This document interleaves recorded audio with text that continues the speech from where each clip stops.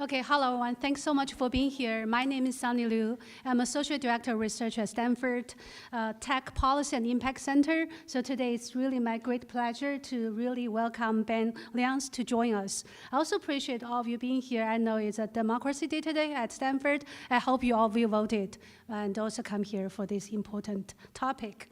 So Ben is an Associate Professor of Communication at the University of Utah, studying the intersection of media, politics, and public understanding of science. His research centers on misinformation and misperceptions, their origins, effects, and how to address them.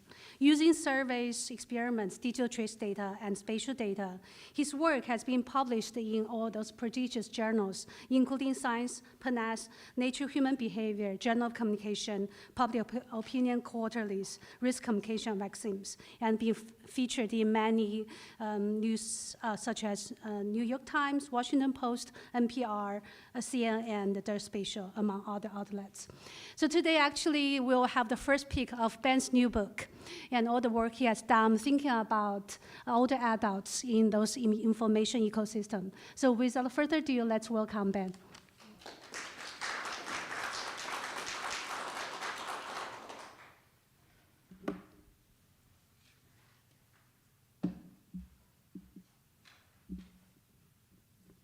Hold on.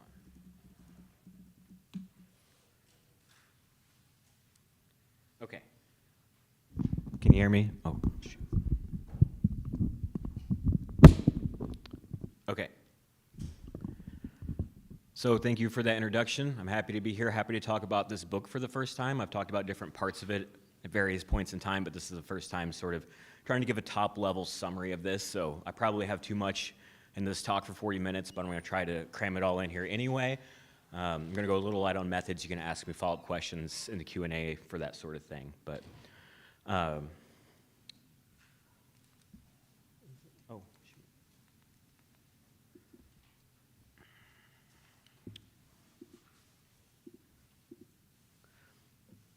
So before I jump in, start talking about all the data, I do want to give a sort of cursory explanation for why focus on older adults at all, aside from the fact that everybody's understanding of accurate and inaccurate information is worthy of study, of course. This is a very important group of Americans, right? Large cohort, growing cohort, expected to be over 82 million by 2050. Extreme levels of power in our electorate, right? The majority of voters in every U.S. election are over 50. The median donor is 66 years old in campaigns. They turn out at 6 times the rate of younger adults, right? Not only that, but they also shape the sort of news that's being produced. Given their disproportionate engagement with news online, a lot of news producers acknowledge that they sort of have an attentional leverage, right? They sort of shape the selection process of news as it's being produced. That said, the sort of really simple question at the heart of this book is about the fact that older adults share the most untrustworthy content online, right? I'll show you a lot of data showing that that's the case, and that sort of comports with our intuitions or our biases about older adults navigating online environments. But I wanted to understand why without sort of going on assumptions and sort of challenging my own assumptions along the way. So first, I just want to walk through some of the documentation of those levels of exposure and belief. And I don't want you to look at this, right? The main point that I'm throwing this up here is to bombard you with the fact that every single one of these studies with trace data shows that older adults are shown to engage with, share, click on, read, whatever sort of outcome measure you want to throw at it, less trustworthy sources online, whatever platform you want to collect the data from, whatever sample you want to look at, whether it's in the US or in Western Europe, the sort of places we have this sort of data. Whether you look at per site metrics, URL shares data sets from Meta, they all show the same thing, right? And that's in line with other news behaviors, right? Older adults consume far more news overall, more partisan news and those sorts of things. That said, while exposure and engagement consistently track with age, when we look at survey data, asking people to sort of evaluate the truthfulness of true and false statements, or true and false headlines in particular, meta-analyses of these studies, cross-national comparisons all show that discernment between true and false increase with age, or at least does not decrease with age. And so it sort of poses a really interesting paradox, right? And that paradox is at the heart of this book that I'm sort of exploring in all these different ways in the following slides. So beginning with the fact that maybe there's some sort of sampling issue, right? Maybe it's an artifact of the way we're studying these things, so we need to look at this in the same representative sample of Americans and see if these two outcomes are even correlated in the first place, right? Are our measures of discernment even valid? So to do this, first I'm looking at sort of a combined data set of 3 surveys conducted by YouGov. It's over 10,000 people in the full data set. They have a number of headline ratings of partisan news stories that are a mix of true and false, balanced by their partisanship. This also comes with their digital trace data, luckily, right? So passively tracked web visits, and so funneling down to those that have that trace data, it's over 4,000 people in these analyses. And so what we see is, essentially, no matter how you want to slice this, just like I showed you in that overwhelming table of studies, exposure does increase with age robustly, right? So on the left, we have that binary exposure increasing. Did they visit at least one of these sites? In the middle, we have count data. On the right, we have ratio, accounting for their overall increased news consumption. And here we have sort of a default bucketing of ages, right? So I'll focus a lot on adults over 60 in this talk, but you can trust that I've looked at this to see how robust this is. It's essentially a linear relationship, and no matter how we want to slice that, if we want to look at 55 and over, we want to look at 75 and over, we see this similar relationship between age and exposure, right? And it's not solely due to the volume and news interest. And in that same sample, we again see that discernment does increase with age, right? So zeroing in on those over 60 down at the bottom, we see those are the people most likely to be skeptical of false headlines, as well as mostly truthful mainstream headlines, right? And that's suggesting that this discernment mostly comes through generalized skepticism, at least in this case. But the fact remains, we do see evidence of this sort of confusing gap between these survey and trace data results. And then we can look at the correlation between belief in false stories overall and exposure to those websites is classified at the domain level.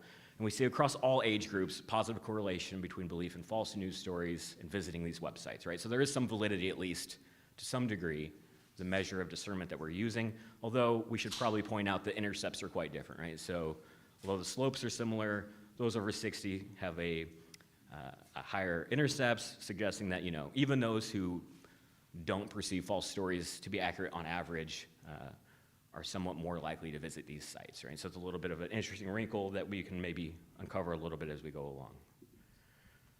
So I want to slice this up because it's so much data, trying to condense the book into this talk into a number of takeaways. And so just summing up this big first chunk here, the takeaway would be that the paradox is not simply a sampling artifact.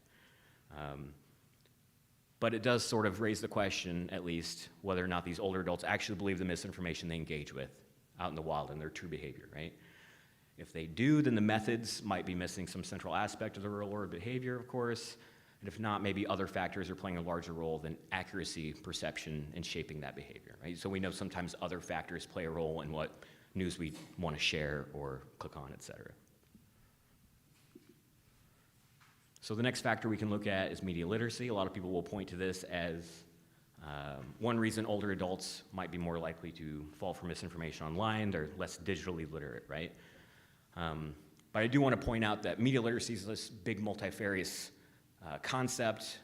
We can measure it in a lot of different ways. There's a lot of different aspects of it. Two of the more important ways scholars tend to look at this, at least for online behavior, would be digital literacy in terms of knowledge and skills about navigating the internet, and news literacy, which is understanding of the process, production of news, and those sorts of things, right? And so the questions we would want to ask then, to understand what role this might be playing in the way older adults engage with misinformation online, is whether or not these vary by age, to what extent they predict discernment, as well as especially engagement, right? Because that's the ultimate behavior of interest we're looking at. And then lastly, how people of different ages might apply those skills in practice. Because just because we have those skills in the abstract doesn't mean we're always applying them the same way in every context. Motivation might play a role in sort of asymmetric application of our literacy skills, given motivations we might have, right? So again, another table that I don't want you to read. Finds consistently, though, I just want to emphasize, in every single one of these studies, both digital literacy and news literacy, both digital literacy decreases and news literacy increases with age, right? So they sort of have different trajectories. Not surprisingly, older adults, less knowledge and understanding of internet and digital media and those sorts of things. But of course, being so much more interested in news on average, they do have more understanding and literacy surrounding the news-making process. And we can look at that even in the same data set, and the figure on the left that shows within a sample reanalyzed from Serlin et al. Procedural news knowledge, which is essentially a form of news literacy, increases with age, and digital literacy decreases in that same sample. But I do want to point out there's an asterisk here because that chart on the right shows that, again, this is a complicated media literacy concept, and that there's many different ways this can take shape. One of which being ability to discern between state, right? We might sort of under news literacy. It's not often the way that we measure that in the scales, but when we look at that in particular, older adults consistently do worse across a number of studies. And there's not really a specific reason why, right? They make more errors in classifying both opinions and facts, and they more errors that are both partisan and unbiased errors in classifying these. All of which is to say that it's a complicated variable when we're looking to map this entirely to explain someone's behavior, right? But literacy does predict discernment in survey studies, right? We have similar headline discernment, like I mentioned at the top of the talk, and every single one of those studies, both digital and news literacy, positively correlated with those discernment scores, right? So it should matter, except for the fact that we have the gap between discernment and trace data to begin with. So when I go in and look at some of my own data collected from YouGov in 2023, and this is looking at discernment of health news and consumption of health misinformation and trace data, I find that this low-end digital literacy, which is like extreme challenge with navigating online environments, is sort of correlated with credulousness, so belief in inaccurate and accurate items, but no relationship with actual exposure, right? So in those big tables I showed you, there's sort of a dearth of studies trying to correlate literacy with actual engagement in digital trace data, right? So at least in this one data set that I have, I don't see a relationship with actual behavior. And lastly, we can focus on how people actually apply their skills in practice, right? So going back to the initial data set I showed you, we sort of see an asymmetry here, right? So older adults almost exclusively consume dubious news that's congenial to their partisan leanings. So consuming only congenial dubious news rather than an array of things from various sources that might flatter them and not flatter them could suggest this is sort of driven by partisanship or other motivated factors. But I do want to point out that we can't really say that necessarily from the data that we have, because it could be still that digital literacy matters given a congenial-only feed, right? Older adults might have more congenial feeds overall, and given conditional on that congenial feed, be more likely to fall for low-quality sources that are congenial, right? So that alone can't specifically speak to motivation. But to sum up the sort of findings I have on media literacy here, I think it's unclear whether or not this actually shapes engagement in the ways that we care about. Clear benefits to increasing literacies of any form at any age, of course, and these do shape discernment in the abstract, but older adults were generally fine on that front, if we recall, right? More importantly, this literacy may fail to play a significant role in shaping engagement decisions because maybe other factors aside from perceived accuracy are shaping those, and perhaps especially for older adults, right? Maybe it's magnified for older adults for some reason. Next, I'm sort of exploring another common account for why maybe older adults are likely to fall for misinformation online, cognitive aging, right? But as you'll see here, I don't think all cognitive aging is decline, right? And we sort of overlook that fact. So we do see declines, of course, in episodic memory, processing speed, and other fluid abilities, but we see sort of a bolstering and growing strength in semantic memory, general knowledge, and crystallized abilities. We see greater emotional regulation and reduced reactivity, and those things should matter for responding to false news that's often very emotional, right? But the point being, age-related strengths might offset declines, so we need to consider that as well. And so I have sort of a series of 3 studies here to sort of shed light on that in some way. The first has to do with sort of repeated exposures, right? So it's called the illusory truth effect in psychology. Repeated exposures to something generally increases your belief that it's true, regardless of its veracity. And looking at that sample of 10,000, national sample of 10,000 Americans, representative data, I do find prior exposure effects increase with age, perhaps because of those memory issues we talked about. But the effect size is quite modest and can't really explain the difference, the gulf between those discernment and trace data outcomes I was talking about. What about emotional regulation? Well, that improves with age, right? So a lot of studies have shown that emotional response is correlated with falling for misinformation.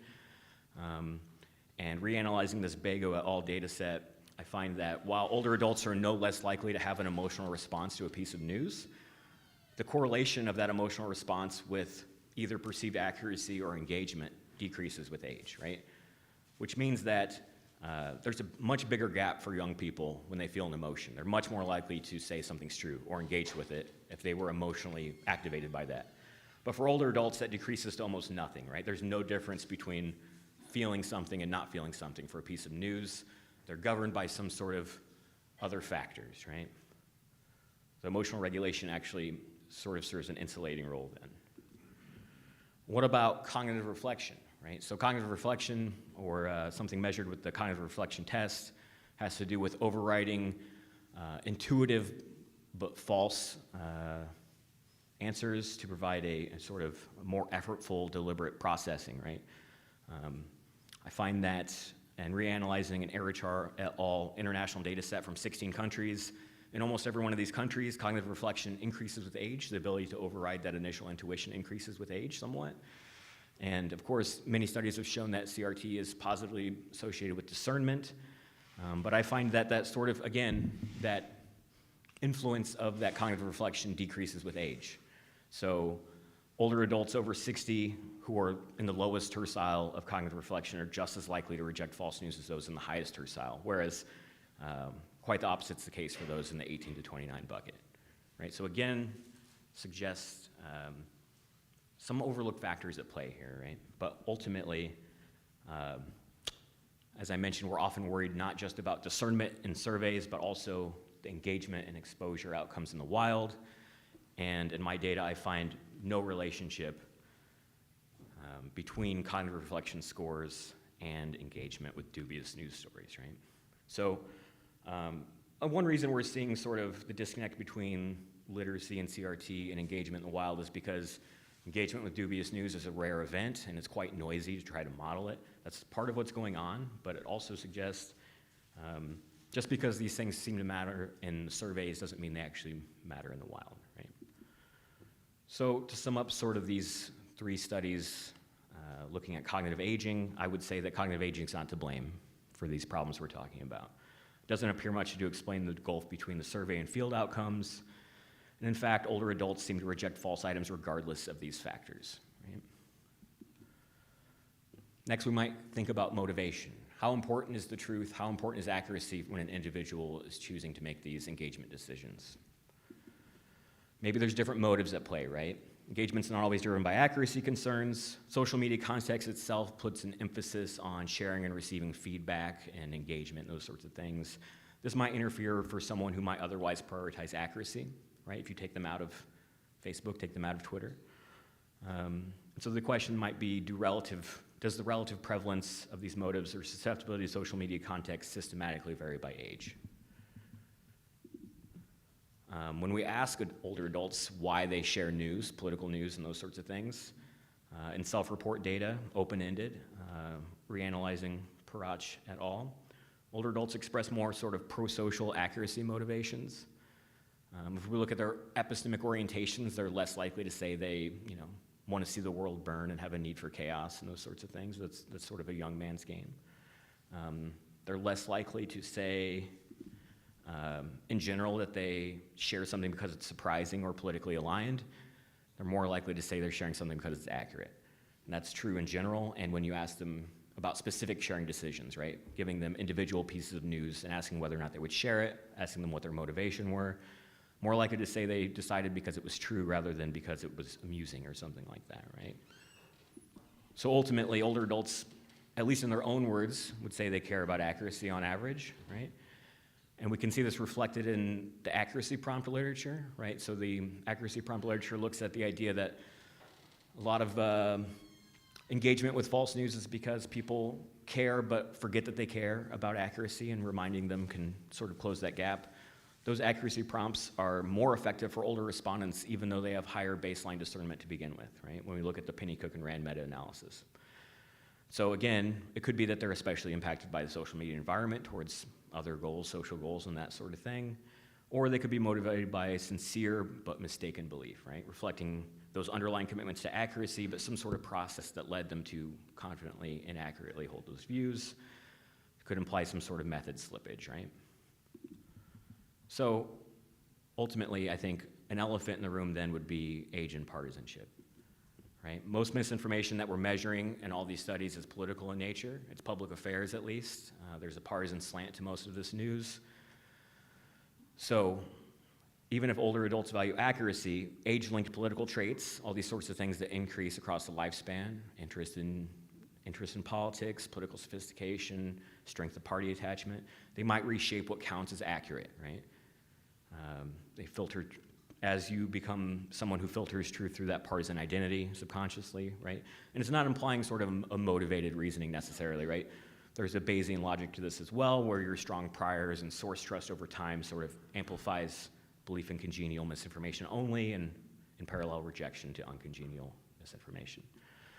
So of course, when I go back and look at that same data set, the big one at the beginning, across all these different sorts of measures, these things all increase with age, not surprisingly. Political sophistication, the proportion of adults saying they have a strong partisan attachment, affective polarization and distaste and antipathy towards the other side, interest and knowledge all increase consistently with age. And this matters because when we look at the graph on the right there, when we model exposure to dubious news sources, political interest and political knowledge are some of the strongest predictors, right? And if we go back and jump back to the beginning and slice up which older adults are more likely to visit those news sites, it's almost entirely politically interested and politically knowledgeable older adults. At the same time, partisan bias increases with age, so looking at those headline ratings and pooling accurate and inaccurate headlines or separating them out, we see the same sort of thing. Older adults are the most likely to reject uncongenial news regardless of its veracity, and most likely to accept congenial news regardless of its veracity, right? As a corollary to that, we also see susceptibility to hyperpartisan news, which not necessarily false, but very slanted, emotional, sort of things that contain a kernel of truth, but it might be misleading. Those often are not explicitly measured in survey settings. When we're looking at discernment, we need to classify things very cleanly as true and false, so we leave those off the table.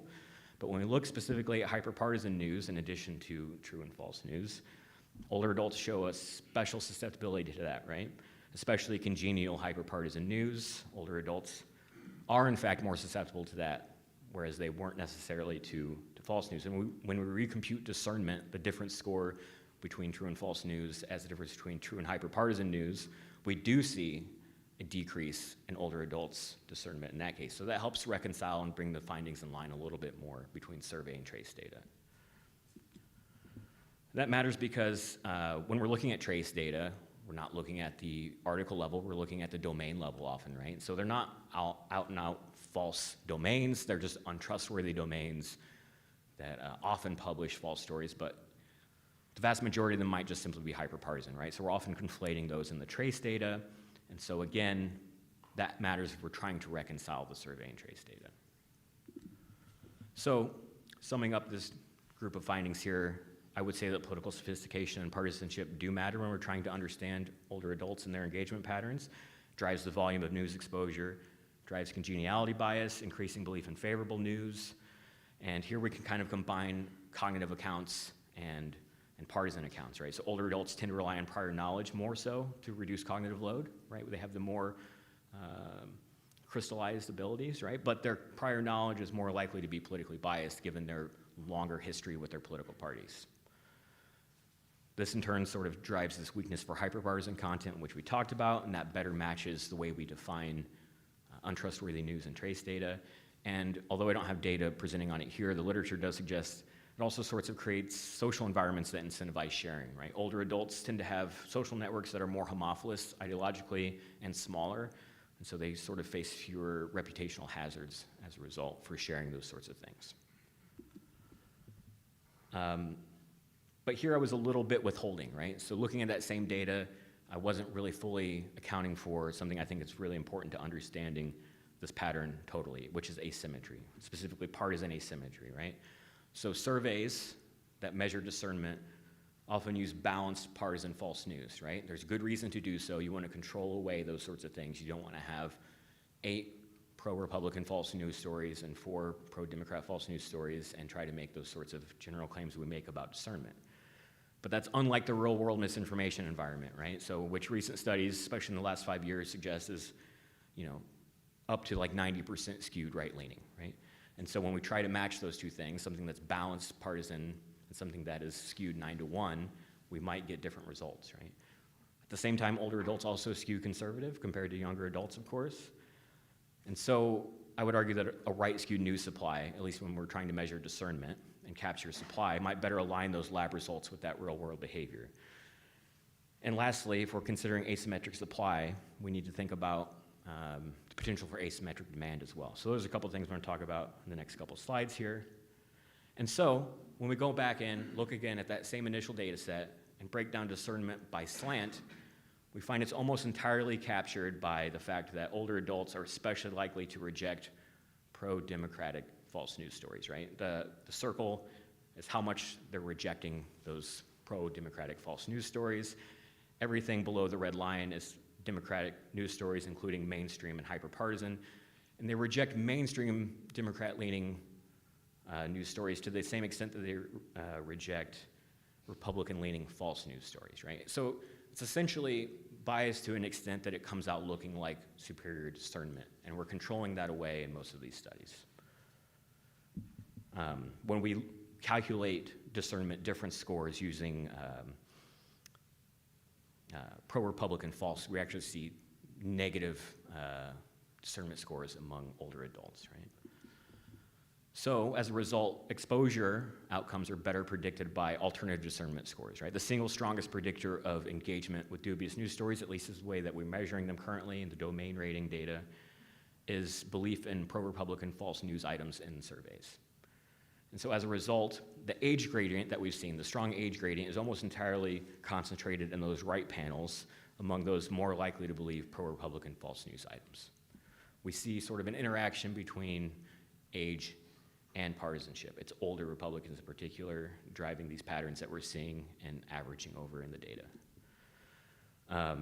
So as I mentioned then, the age exposure link is driven by older Republicans in particular, right? We see Democrats on the left, we see Republicans on the right, and almost all of this exposure driven by that one subgroup, right? That's my YouGov data on the left, and we can replicate this with some Stanford data on the right. Looks like almost the exact same pattern using Trump support.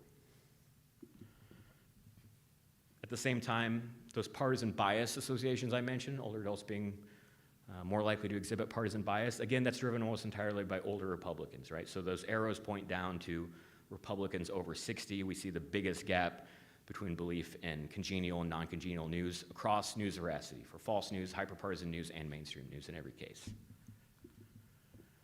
And this sort of makes sense when we go in and look at media trust. We see media trust is polarized not just by party, which we are all probably aware of, but also by age, I find, right? So we find then that those exhibiting the greatest media trust are Democrats over 60, and those exhibiting the lowest media trust are Republicans over 60. And all of these other sort of patterns are probably downstream from that, right? And this makes sense given that we know they're more politically sophisticated, and these are the sort of party cues they're taking, right? These are the stances of the elites in those parties. So takeaway 6, then, I would argue that accounting for partisan asymmetries in both supply and behavior is necessary. Ultimately, I think this engagement with dubious news appears to be sincere then, right? It's judgment simply made through a stronger partisan perceptual screen among those individuals. We find the same patterns in both the survey beliefs and the trace exposure data. But given the fact that all that focus then is on politics and political news, maybe we can gain a little bit of leverage by looking outside that, looking at, for instance, health misinformation. So what can we expect when we move beyond politics, if politics is driving all of that, right? We might have competing expectations here. So maybe there's a generalized risk factor, right? So susceptibility generalizing across content domains. Or maybe there's some protective factors. We have heightened self-interest for our health. We have skin in the game. It's not simply something symbolic, right? Might promote caution and falling for false news items. We also have source trust differences, right? So older adults might defer to party elites when it comes to political news, but rely on experts for health. Again, they're sort of not directly parallel domains in that sense. There's a little bit of existing trace data looking at health misinformation. So Guess and colleagues found no age effect for visits to anti-vaccine sites. Allen and colleagues found older adults were less likely to see and share vaccine-skeptical content about COVID-19 on Facebook. But I think the context matters here, right? So COVID-19, higher personal risk for older adults. Older adults in general show greater vaccine trust and those sorts of things, right? So this could just be like a very narrow application, so if we can't really make any conclusions about health misinformation more broadly. So that's sort of the justification for this data collection. This is another YouGov survey, 1,200 people, digital trace data, identifying health domains, and then evaluating credibility of those health domains, right? Again, similarly, pairing this with a news discernment task, but this time is a series of cancer-related headlines, and then a misperception battery, again, relating to cancer. So what we find is similar patterns, I think, overall, but we do see much lower overall levels, right? So exposure to low credibility health sets is extremely low overall, but it does still increase with age. So binary outcome on the left, count data on the right. We do still see the proportion of low credibility visits increasing with age. So on the left, we have total health visits. Of course, older adults, likely more interested in health, have more mounting health concerns and those sorts of things. But even accounting for this, still a greater ratio of low credibility health site visits.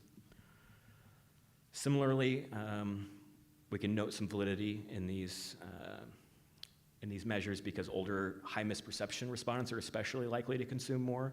So those red diamonds there are adults over 60 who are worse at discerning true and false cancer headlines, most likely to believe false cancer risk factors, and on the right is conspiracism.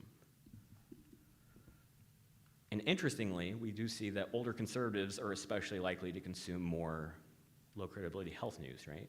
We still see conservatives over 60 in the left panel and conservatives over 60, consuming more right-leaning news are most likely to visit these low credibility health sites. So it's an interesting wrinkle, right? So we see then that as dubious political exposure happens, it co-occurs with health exposure. So in the same data set, top left, I'm looking at the low credibility health visits. Top right, I'm looking at all dubious political news visits using a very expansive Lasser domain list, right? These, of course, co-occur with greater health visits overall and more web sessions overall, but the slopes are steeper for the low credibility outcomes. And another way of slicing this is to look on the right panel. We see almost all low credibility health visits occur in adults over 60 who consumed at least one dubious political news outlet, right?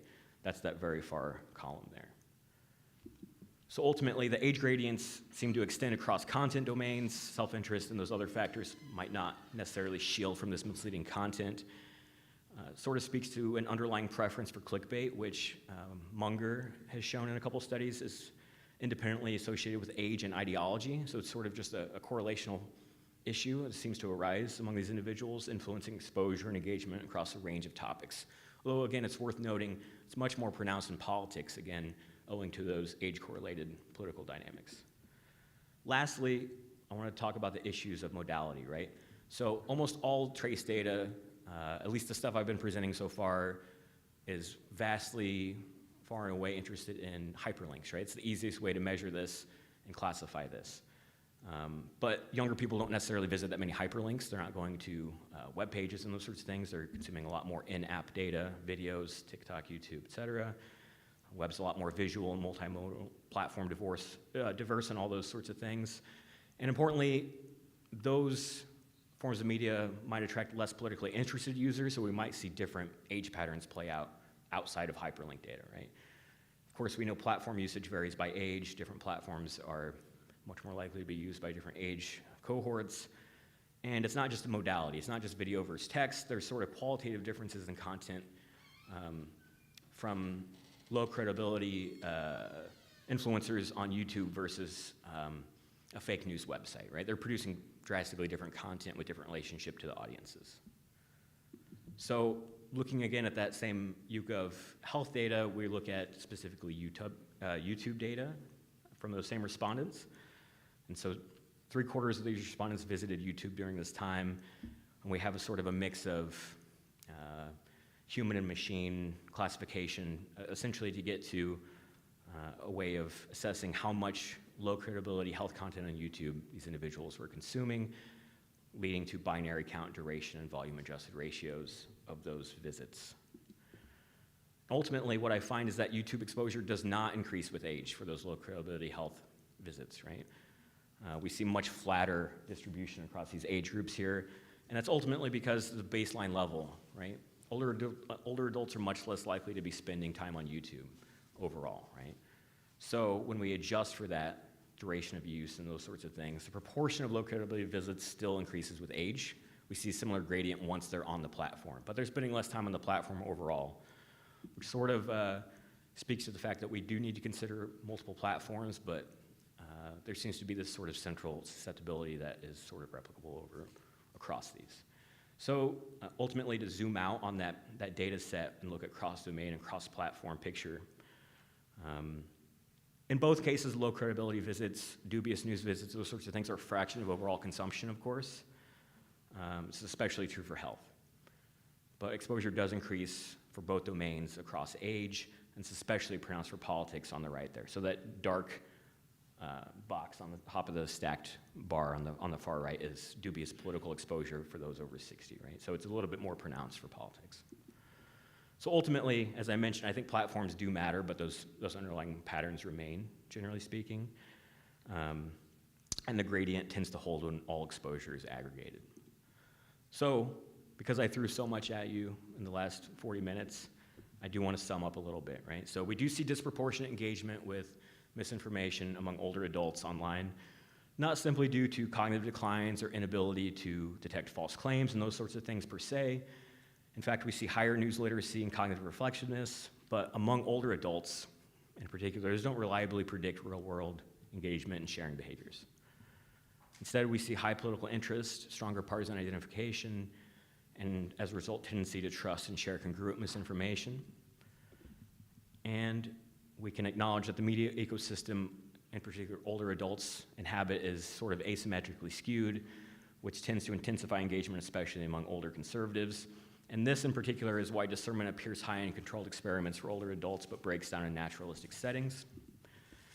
And lastly, when we try to generalize a little bit, I think engagement mostly does generalize across domains to some extent, and modalities, which might suggest another second factor here in addition to those political factors, right? Some sort of underlying preference for clickbait among that small subgroup of people. Thank you.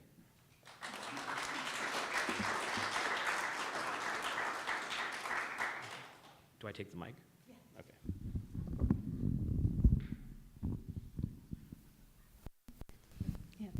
What amazing and solid presentation. I think that we got maybe 20 studies you had done.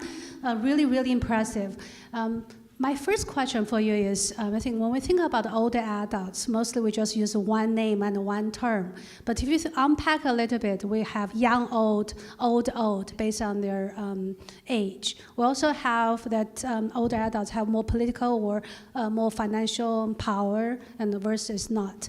We have older adults living in different areas. Like all the other population, there's lots of different older adults. Do you think that, how do you think about your findings? Are there connect more with different type of education for these groups? Or so how do you unpack that? Yeah, so doing a lot of aggregating and generalizing averages across all these age groups, important to remember that, particularly speaking about the averages, and that can be sort of misleading as I talked about earlier in the talk, right? And I have looked at trying to understand different different factors among older adults, right? And different demographic factors that might be at play. And not a lot of consistent things matter demographically, right? So older men and older women, sort of inconsistent differences across different sorts of studies. I haven't found education to play that big of a role. I haven't found income or SES to matter all that much. But as I mentioned, the single strongest thing that tends to interact with age would be political sophistication, interest in politics, and those sorts of things. It's specifically the sort of news junkies, right? And studies that look at changes to political socialization over time, especially looking at what happens among older adults and how they become more engaged with politics over time, finds a big jump around the retirement marker. So on average, when older adults retire, they have a lot more free time, and a lot of that leisure time, at least for some of them, goes towards sort of hobbyist news consumption, right? They're spending a lot more time on news and politics as a result. Love it. So I think another question follow this, I think that you talk a lot about the study show is the political identities, and that is what drives most of those oversharing. I think that in my everyday life, like my mom and dad send me a lot of those health information, drink more water, and don't drink those kind of Coke, all those things. Somehow I think that they don't really necessarily it's about information, but this thing is, I think, connection.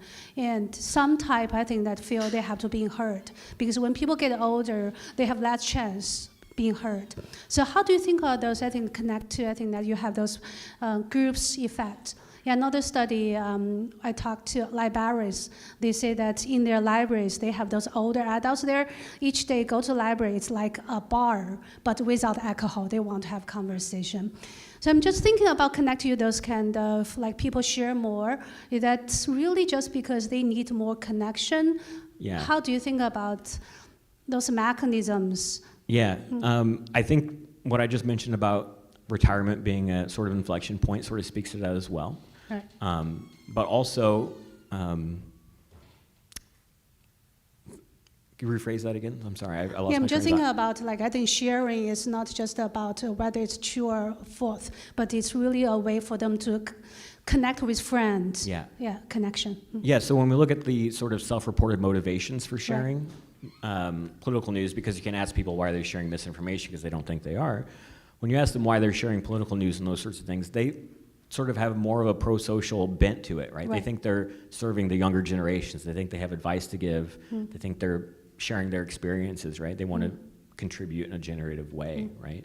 So I think that's part of why they're driven towards sort of excessive sharing, right? So if we go look at URL data from Facebook, we can see, setting aside misinformation, the vast majority of political news that's being shared is from older adults, right?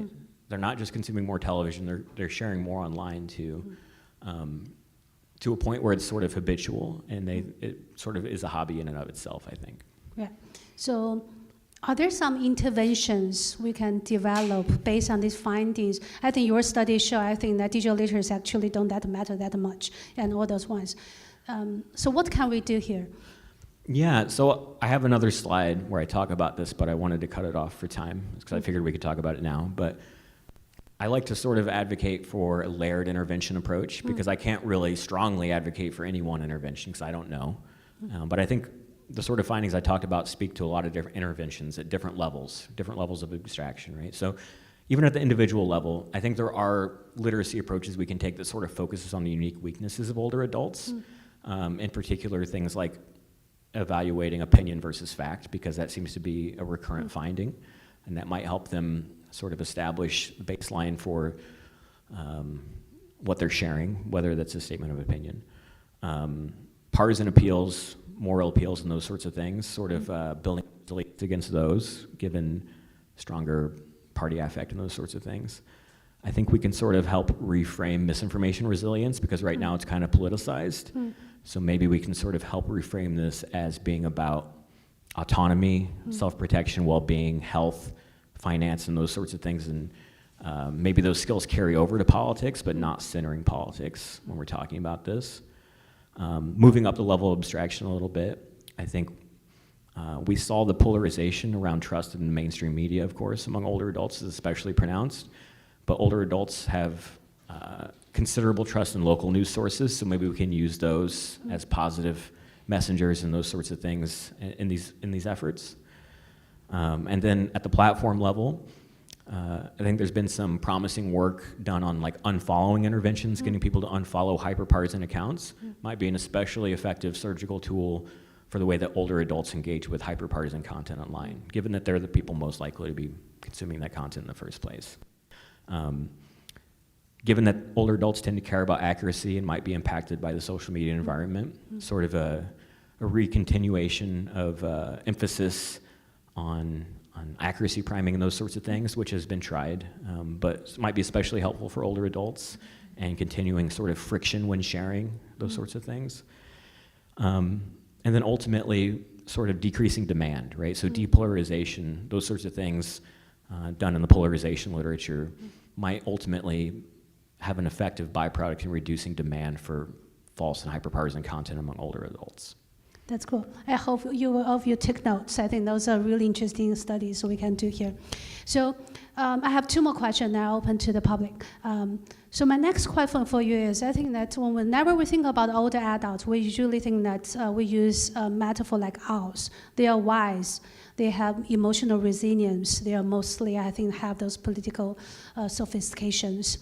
So why that now on those online information ecosystems, all their strength and strength actually will not help them? I don't want us to put all those burdens on individuals. You have to do this and that. Yeah. But are there some systematic ways, and what's happening on those systems? Yeah, I mean, I think a lot of it is just their weaknesses are being exploited in a lot of ways. Their unique weaknesses are especially ill-equipped for the sort of hyperpartisan media environment we have online now that was not possible in the past, right? So it's sort of parallel to the literature on political hobbyism from Hirsch, which talks about the fact that, you know, maybe 50 years ago, we had a lot less political media, so people interested in politics would actually take part in politics and organize, canvas, or whatever. And now we have 24-hour news. We have much more than that online, right? An infinite stream of news that we can consume. And so more potentially politically active people become political hobbyists in that they just sort of satisfy by consuming a lot of this news, right? And so they feel like they're doing their part just by consuming it rather than getting out and taking any actions. And I think what we see happening with older adults, at least with political news, is sort of a byproduct of those same sort of structural transformations of the media environment. You know, I think stronger public media and those sorts of things are always great, those big structural interventions. Obviously we can't like drop down and do that in the US at a drop of a hat. But even when you look at Germany, which has really strong public media and a party system which isn't as sort of polarized as ours, we still see these same sorts of trace data outcomes for older adults. Older adults in Germany are still more likely to consume hyperpartisan and dubious news sites, right? So it's a really tough question. I don't know. Good answer. So my last question before we open to the Q&A here and online. I think that the topics you choose are actually complicated, both political and health, and for health you picked cancer. If you look at those kind of real news, it's actually really hard to, even for me, like you have like a 10% of chance for that and 12%, or those recent studies show. So it's actually all those real news are challenging for people to understand and digest. So I'm curious if you studies about sports news, like entertainment news. Yeah, so that's always the goal. I would love to, and I've planned for a long time and have not gotten around to doing it, doing like a very blown out version of a discernment study where we look at politics and we look at health and we look at sports and we look at entertainment and finance and all these sorts of things, or at least more than 2 or 3, right? Sort of to see the generalizability of these things we make claims about, right? Because making the claims based on one domain is bad, but making it based on 2 is not that much better, right? Yeah, cool. But health stuff in particular is sort of interesting because it is technically difficult, a lot of it, right? And so we sort of see sort of a compression of people's ability to discern true and false. everybody sort of struggles a little bit because nobody has that much technical know-how about some of the more technical health stuff. But the false news about cancer we were at least using in that headline discernment study is like very sensational, right? So ultimately, if you have reasonable discernment skills, you should be able to discern between those two things, at least the way we constructed that study. Cool, thanks. Okay, so if you're on Zoom, you have questions, please send on the Zoom, and then Ben will share with us, and we'll open our questions here. So we have our mic runners today.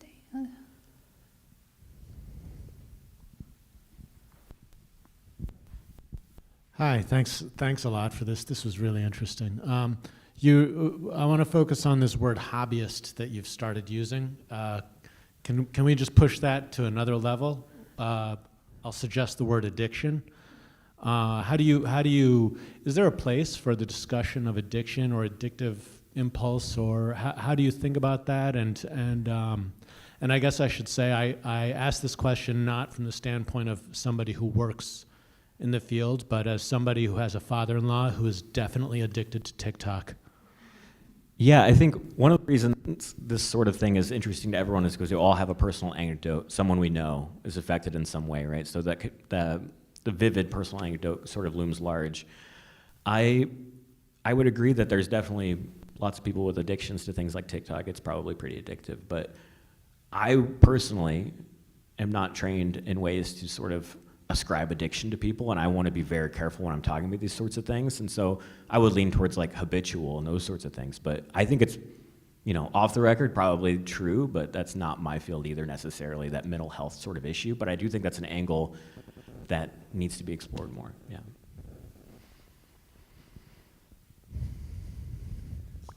Maybe in a slightly similar vein, well, first I want to say I really enjoyed the presentation, all the graphs, and I also really appreciated how, I have a lot of respect for the existing literature on this topic, but it often leaves me in a place of sort of blaming older people for being old, Yeah. which I feel should not be the upshot of any research.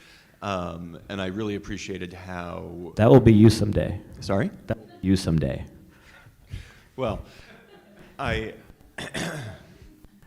I was going to say is I find myself, and maybe this is a failing of character, casting about for who should I blame now, and my more sober version of that question is to what extent do you think older people may be targeted with misinformation based on the conventional wisdom that they are easy targets for example, a scam that's designed to get you to donate to someone or buy some product, or to what extent is there a money angle on this, and to what extent are older adults being targeted, even if not based on accurate evidence for this reason? Yeah, I think strategic partisan messaging is a big part of it, right? Those sites exist, or low credibility sites exist because old people click on them, essentially, right? And so they're sort of geared towards what old people will click on to some degree. And so in that way, they're a victim of that sort of economic system that's these platforms have bred over time. Platforms like Facebook have taken a lot of steps in the last 8 years or whatever to reduce how much they refer to these outside sites like that, because they were blamed for it, justifiably. But I think there is demand too, right? So like as I showed, it's not entirely like they're being duped. They sort of want this sort of content. When we look at the literature on like how much older adults fall for online scams and those sorts of things, they actually show something similar and interesting in that older adults, at least in surveys, reject all these sorts of things, just like they sort of rejected true and false headlines at greater rates. They sort of have much more skepticism in surveys. And I think the trace data or the real world data on falling for scams is difficult because they're so much more targeted, right? Conditional on being targeted, it's not clear that they're that much more likely to fall for those scams, right? So it's nuanced and complicated, essentially.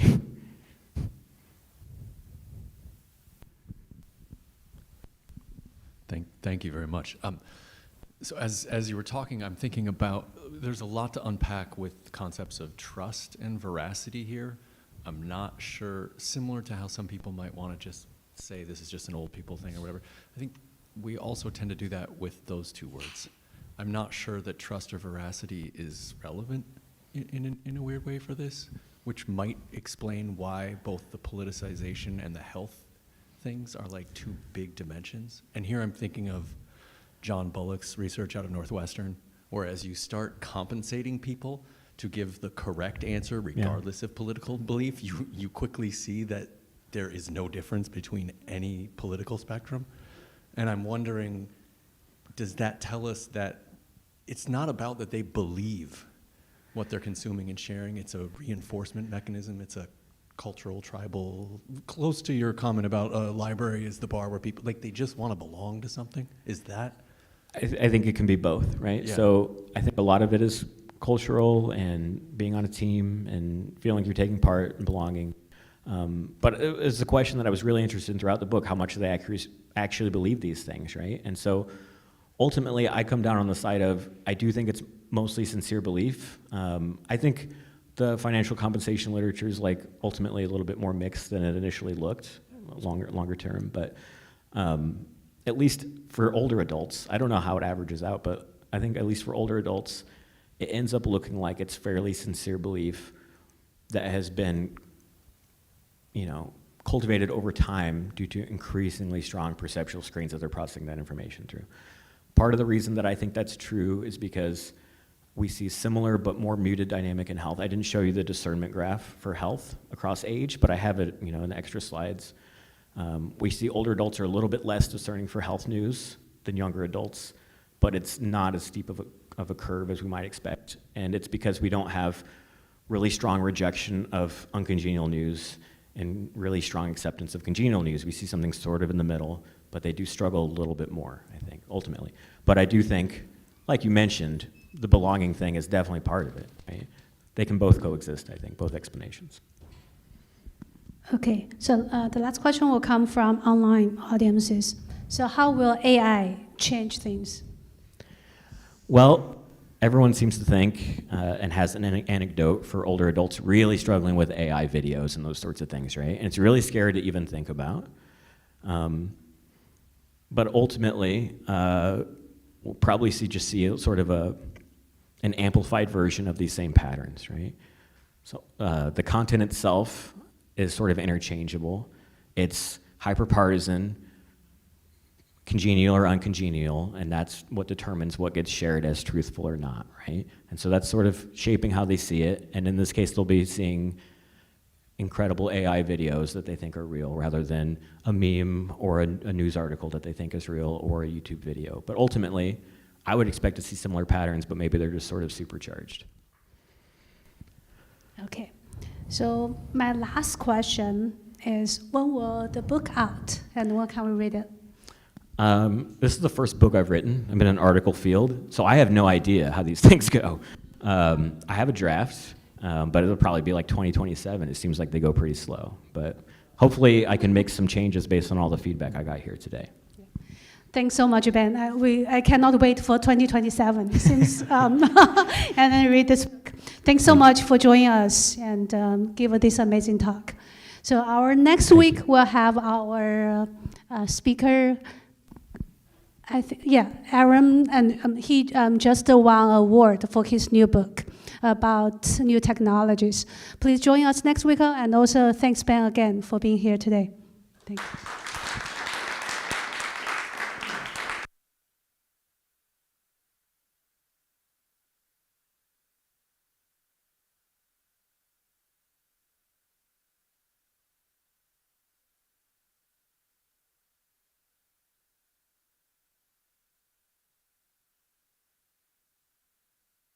Recording stop.